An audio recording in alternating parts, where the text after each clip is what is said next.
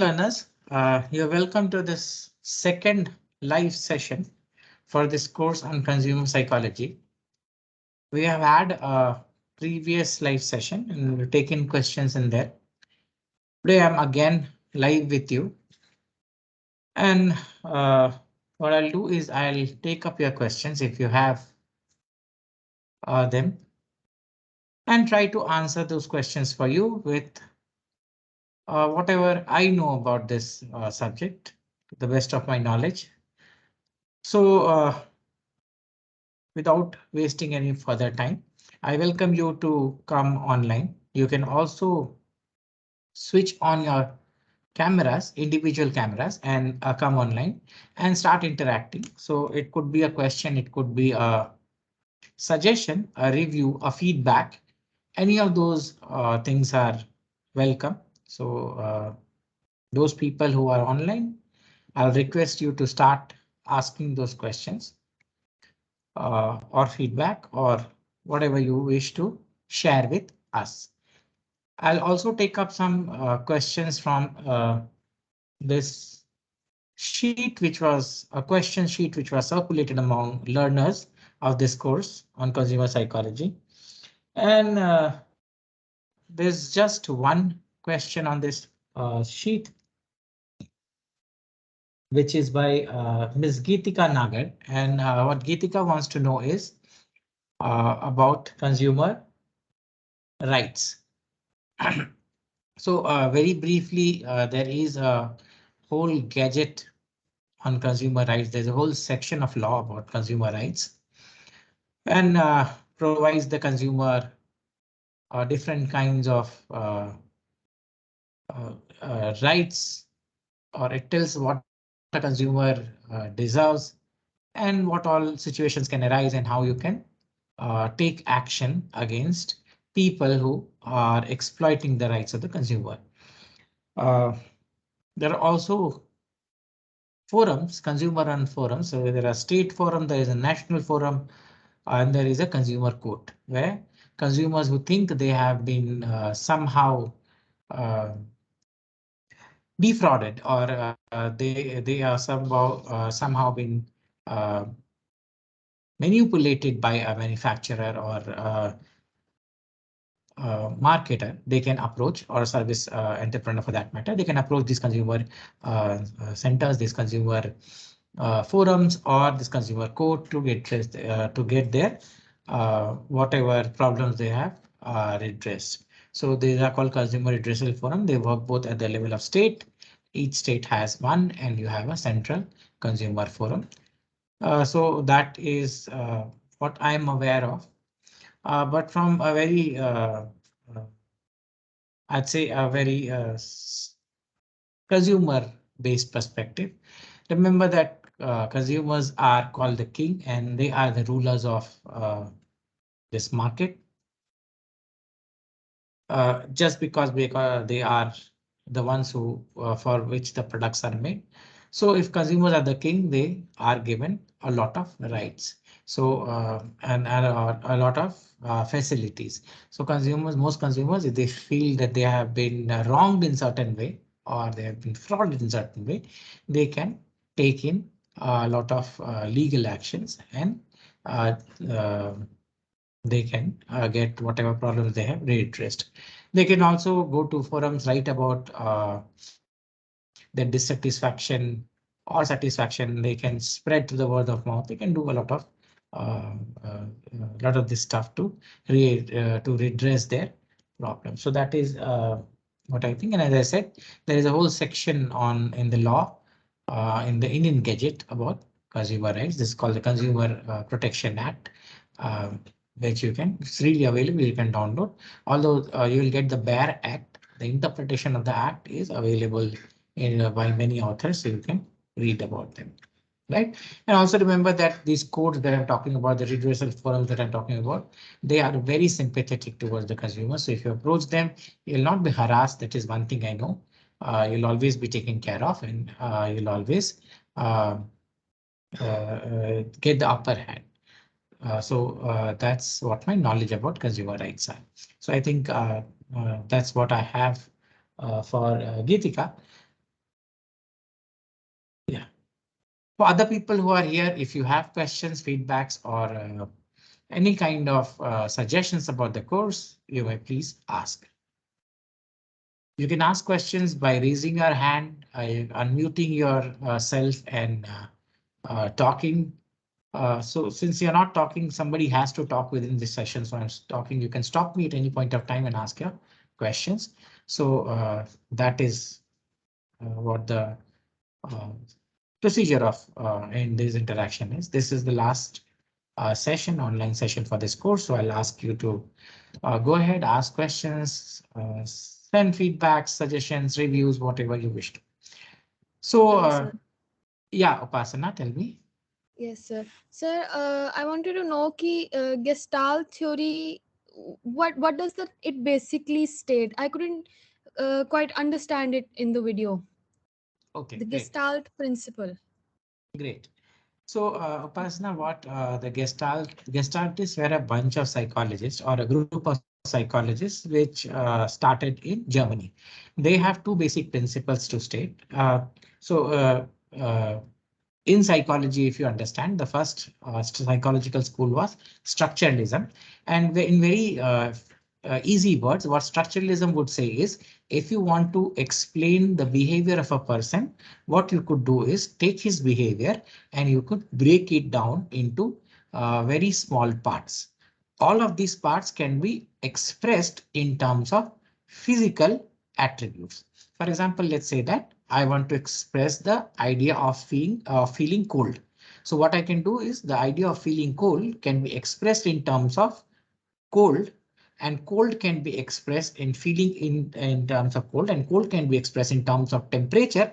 Temperature can be is a physical quantity. So the lowering of temperature is the sensation of feeling and or the sensation of being cold. And this is what feeling cold is. This is structuralism. As opposed to this, the idea of gestaltist came in. What is the gestaltist do? First of all, understand the meaning of the word gestalt. So gestalt basically is a German word. It's called Gestalt, which basically means form, Form. What is the basic principles of it? So they have two basic principles. The first principle is called the law of Franz, and the second basic principle is the idea that the sum of uh, parts of something is not, it will never be a complete whole. So the whole cannot be a sum of its part. In very easy way, think of it in this way. If we have a glass ball, what when you see it as a glass ball. Now drop the ball and the ball shatters into many pieces. Now when you take this ball and try to reconfigure or reattach it, or through a glue try to make the ball again, no matter how hard you try, the attached part will never give you the feeling of a ball. In other words, if you're, let's take the example of seeing a movie. Now, when you see a movie, it's a combination of sounds, pictures, and so many other things. Experience of whom you're going to see a movie. If you take this out, so if you listen to the voice alone or dialogues alone, the movie alone, so in a different way, the experience alone. And if you want to get the same feeling as watching the movie with all of them combined, we will never feel the same experience. So sum of parts will never be a whole. That is what the Gestalt test is.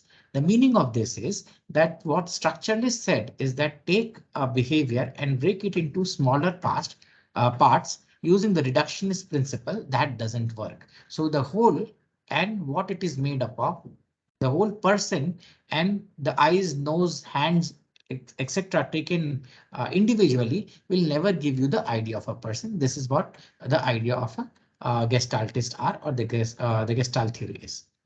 In addition, there is a law of trans which basically says it can be basically uh, expressed through something called the Occam's razor. Now, what does the Occam's razor actually tell you? It tells you the most simplest explanation is always the most elegant explanation of anything. So when you see something, since Gestaltists were working in terms of perception, so what they would say is if you see a complex picture, the first thing that you comes to mind, or the most simplest explanation that you have to a particular phenomena, is always the most elegant phenomena. So simple is always elegant is what the rule is about. If you try to take a situation and try to make it more complex or give more complex meaning into it will never be elegant. So the most simplest explanation or the most simplest idea or the most simplest way of expressing something is the most elegant way of expressing it. Both of these together, and there are certain Gestalt principles, for example, the principle of similarity, similar contiguity, and other principles combined together to form something called the Gestalt theory or the Gestalt law. And this law of Gestalt is always used, at least the law of uh, two basic ideas. So the Gestalt law of perception, similarity, etc. is used in terms of advertisements. And the idea that the whole is not the sum of its part is sometimes expressed in advertisements. For example, think of those advertisements which tell about coming to eco park. So or coming to water park. So what we are selling is not the activity as such. We are selling you with the experience. So what they say is just doing the activity somewhere is not going to help you. When you come to us, the experience that we provide with the activity, the food, everything taken together will never be equivalent to eating the food somewhere, the same food somewhere, and doing the same activity somewhere. So they're using this principle in advertisement as well as the principles of continuity, contiguity, similarity, and good faith and whatnot and what all other principles that we have talked about in the class. These are what the Gestalt actually mean. So in very brief, this is a rule or this is a law which is in direct opposition to the structuralist principle of psychology. Is that clear to you, Pasna? Yes, sir. Thank you, sir. Okay. Thank you. So any other questions if you have, please ask those questions.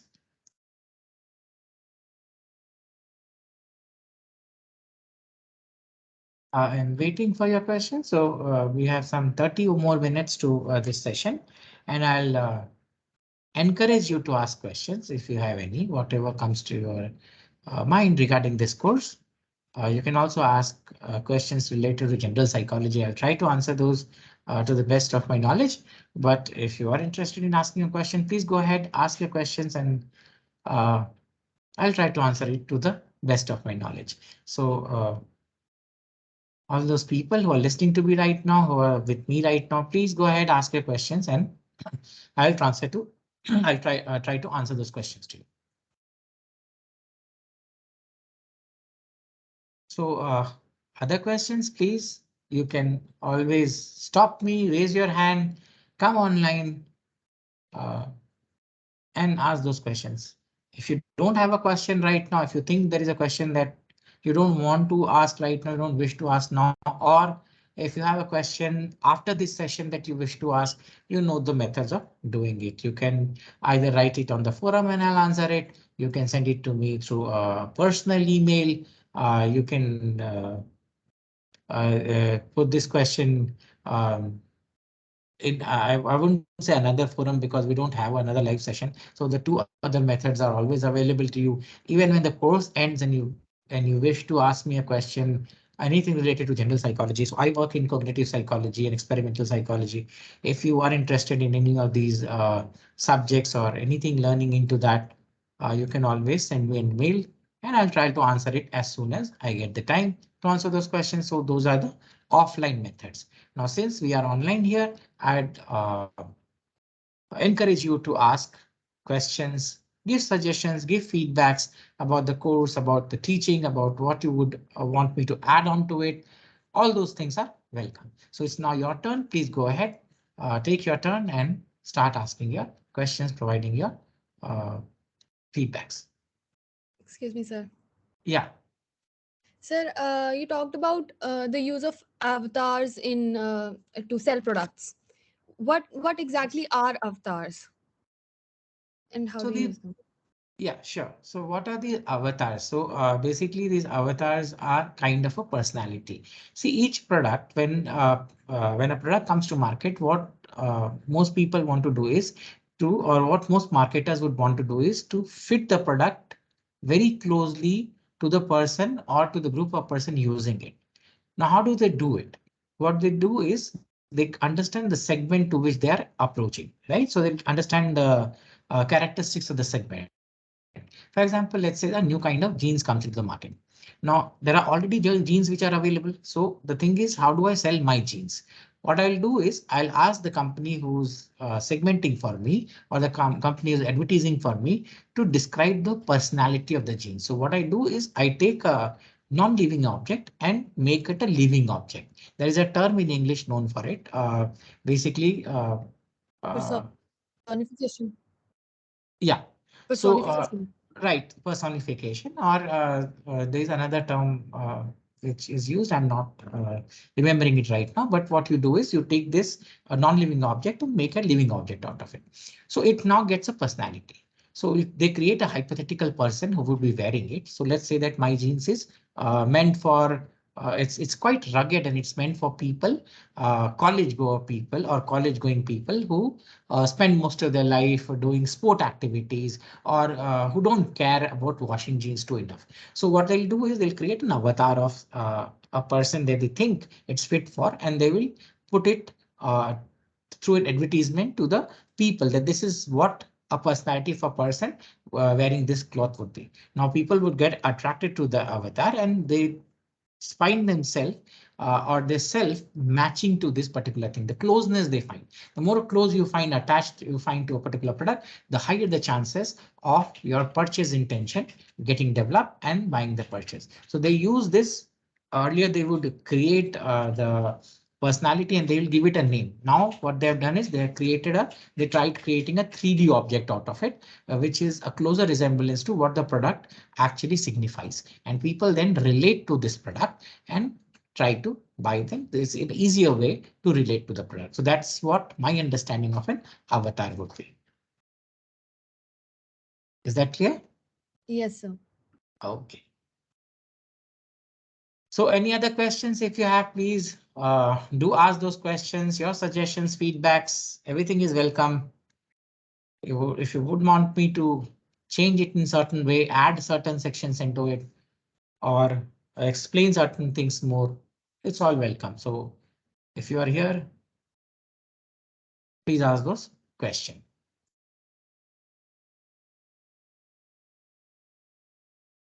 So learners, you are here, you have this opportunity to interact with me, although it's not the only way. As I said, I'm available. You can write me an email, you can post questions in the forum. Even when the course goes offline, you can still send me an email, and depending on my time, I'll answer those questions to you. So it's more about learning. So whatever questions you have, whatever things come to your mind relating to the course or general psychology as such, please go ahead, ask those questions. I'll be happy to answer to you with the knowledge that I have, say unlimited knowledge that I have about uh, this field. So let's hope it gets satisfied for you. So please ask your questions, your feedbacks, your suggestions, whatever you have. We still have 30 minutes left for this session, so please do that. Time's running out. You are here. Please ask your questions. Excuse me, sir.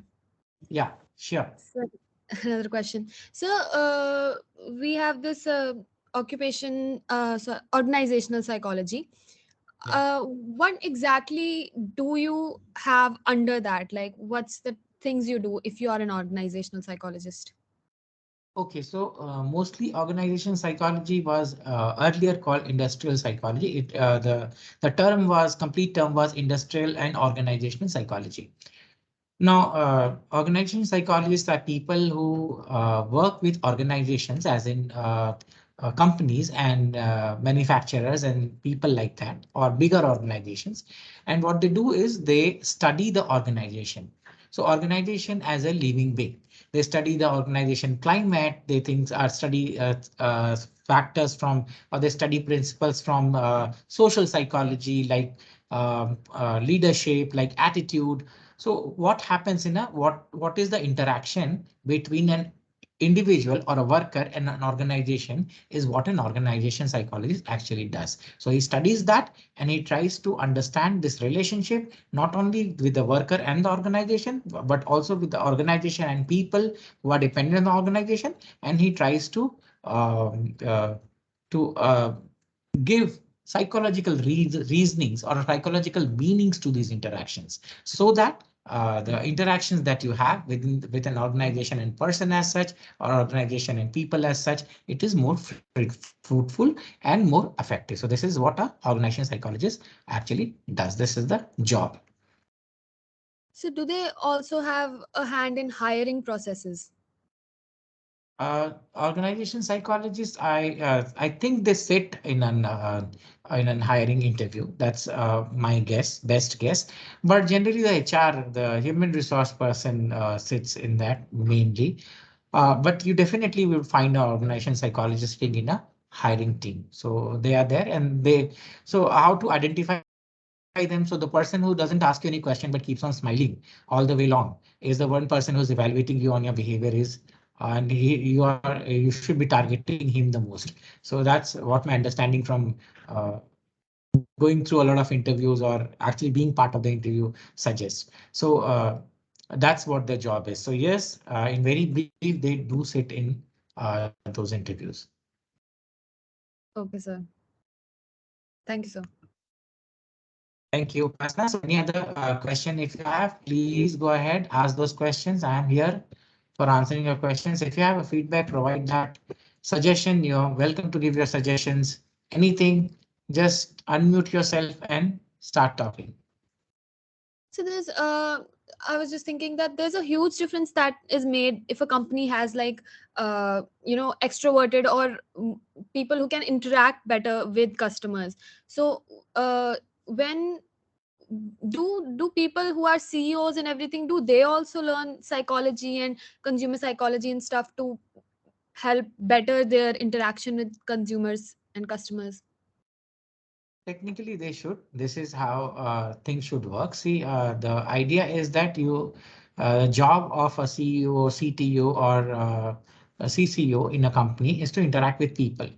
Now, understand that uh, technically speaking, when you go to business school, what you learn is, in addition to all those management courses, you also learn psychology. That should be taught to us. I'm talking about a typical person who does an MBA and later on tries to get into this idea of running an industry.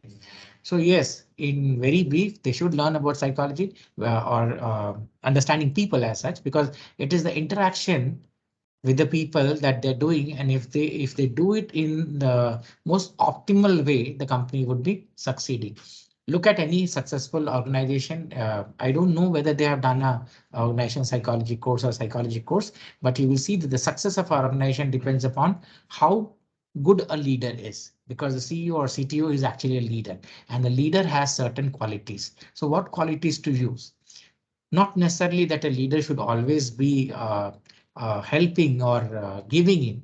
He should be, at times, he should also be strict. So what kind of leadership? It shouldn't be always a laissez-faire kind of a relationship. Sometimes it has to be authoritative. Sometimes it has to be more acceptable. Different kinds of leaderships are there. So to understand the people that you're interacting with, to understand the people that you're working with, and also understanding yourself, a good knowledge of psychology will definitely make you a good CEO and to run a good company. That is what my understanding is. And I think most CEOs or CTOs should actually get trained. Some of them are, and they're doing very good. Okay, sir. So, what about if we have to go into research? Is there different types of research, or can we go into psychological research and research on consumers as well as like animals and all that? Or do we have like differentiated? You can only research in one field like that. No. So, Upasana, in very brief ways, if you look at psychology as such, because I'm in psychology, so I'll talk about psychology. It's a very huge field. It has two continuums. If you understand what I'm talking about, it's a dimension. So on one dimension, you have people working in organizations or organization psychology, people working in social psychology. The other end of this dimension comes into the field of medical psychology, or in terms of neuroscience. So it's a huge field, and you can choose whatever you want to.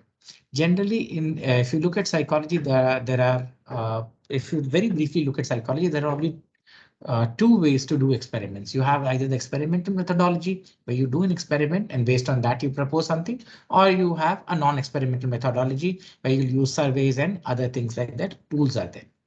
So any field that you want to do in, you can always start working on.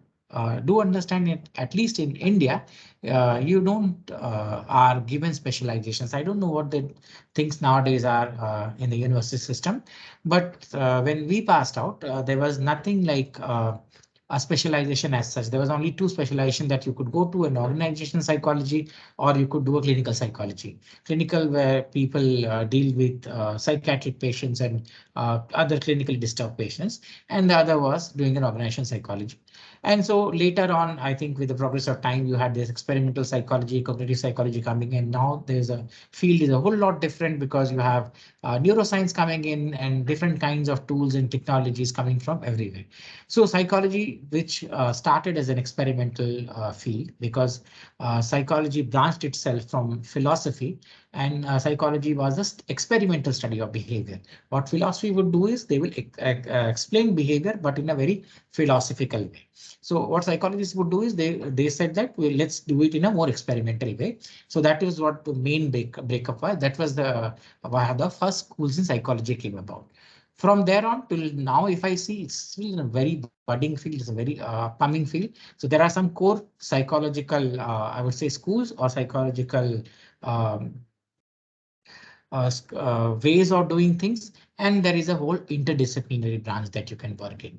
For example, some of my work that I do falls into the realm of cognitive neuroscience, where we look at electroencephalography and event-related potential. So brain scanning, scanning of brain uh, during certain things. So certain events taking place. So I started off with an experimental psychology background and cognitive psychology background, and I work in both the areas. Having said that, consumer psychology is also something that I like. So, but the kind of experiments that we do in consumer psychology is mostly related to not a field-based research, but more or less experimental based research. For example, one thing that recently one of my students is doing is she's looking at something called deception. So what is the role of deception and false memories and false implications on consumer purchases? So these kind of works can is also possible. It's a kind of an, I'd say, um, interdisciplinary approach to doing work. So yes, in brief, it's a psychology is a huge dimension. It's a huge continuum. You can start off wherever you want. You need to have a basic degree in psychology, and then I think you can get enrolled as a researcher. It seems very interesting. Thank you, sir. Thank you. So any other questions if you have, please go ahead, ask those questions. You still have around about 20 minutes to ask questions. I'll give you another 5 minutes. If you have questions, please ask. Sir, could you Yeah, please explain differential threshold? differential threshold. Okay. So think of it in this way. Absolute threshold is that threshold or that change which is required for you to say that I see something from I see something to I don't see something. So think of it as a door, right? Now, if a door connects two different areas, now absolute threshold is the point where this door is shut. As soon as you open this door a little bit, you step onto it, the point at which you have entered area within this door is called the absolute threshold. So it is the minimum amount of stimuli or minimum amount of anything for you to say that a change has happened. Let's say that you are eating something sweet.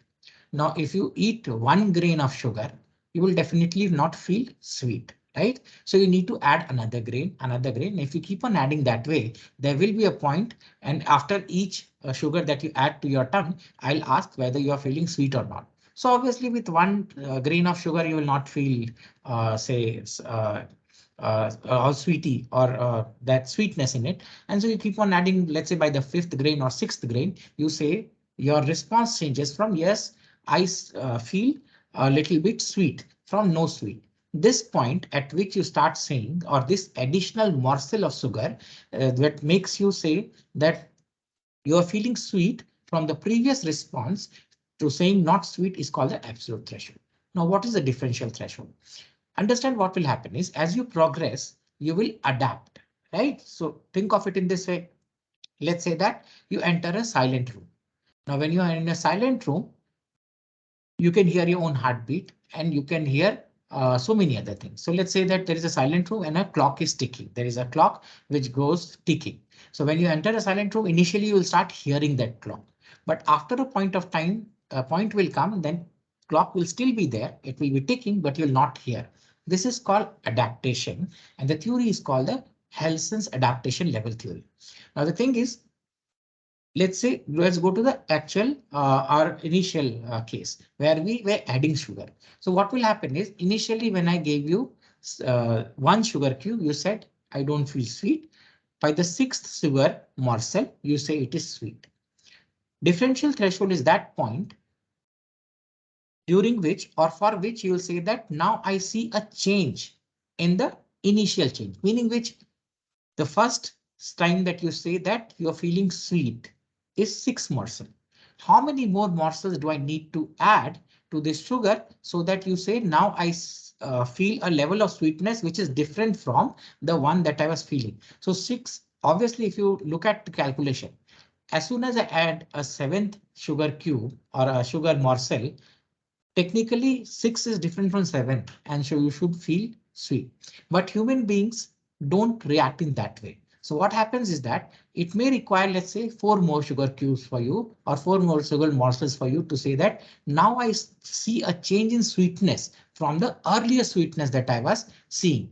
This is differential threshold. So differential threshold is also known as something called the just noticeable difference or the difference that is expressed after the first change is observed. It is in Weber's and Fechner's law, it is called the just noticeable difference. So the first change that you see from no to yes is called absolute threshold. From yes to another yes or another change is what is called differential threshold.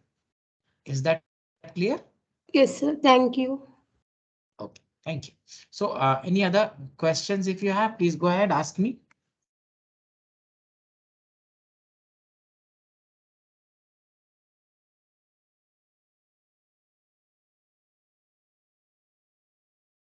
So you still have around about 15 minutes to ask me questions.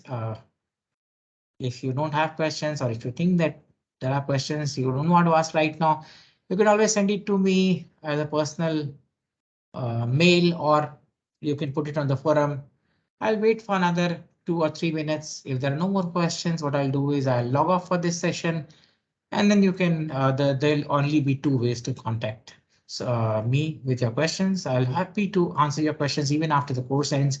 So don't worry about that. But if you are here and you wish to ask something that you wish to know, please go ahead, ask. I have another 3 minutes for you.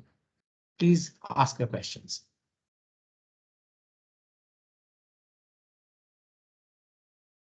So learners, please ask. You can always unmute, start asking a question. You can type in a question and ask whichever way you feel like. So another 2 or 3 minutes for me and then I'll be done.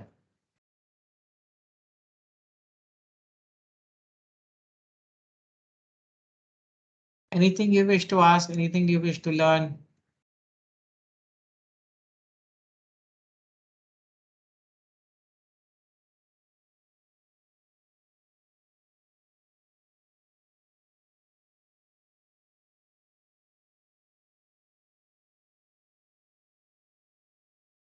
Any questions, students, any suggestion, any feedback?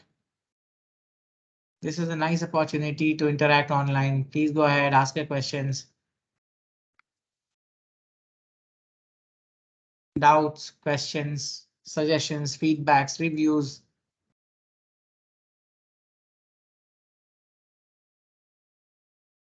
Okay. One question.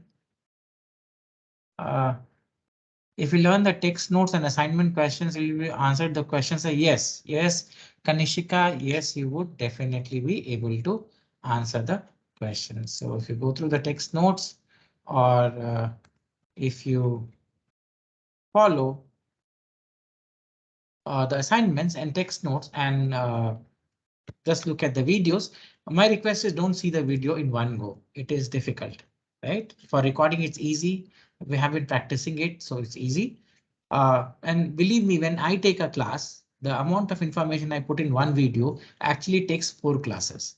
Now, since this is facing a video and all I have to do is talk, so it gets compressed into one video.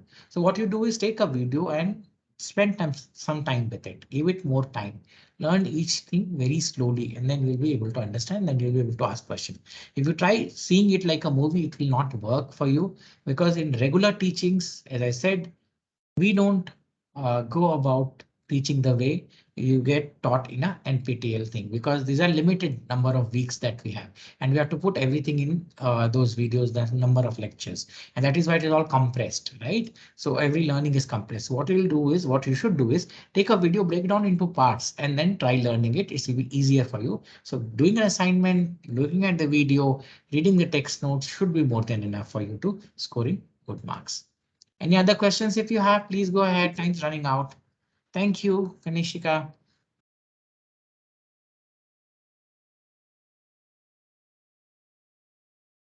So I hope you have no further questions. If you have, please go ahead, ask them. And if you don't have further questions, with your permission, I'm uh, trying to end this session. Okay, so one more question.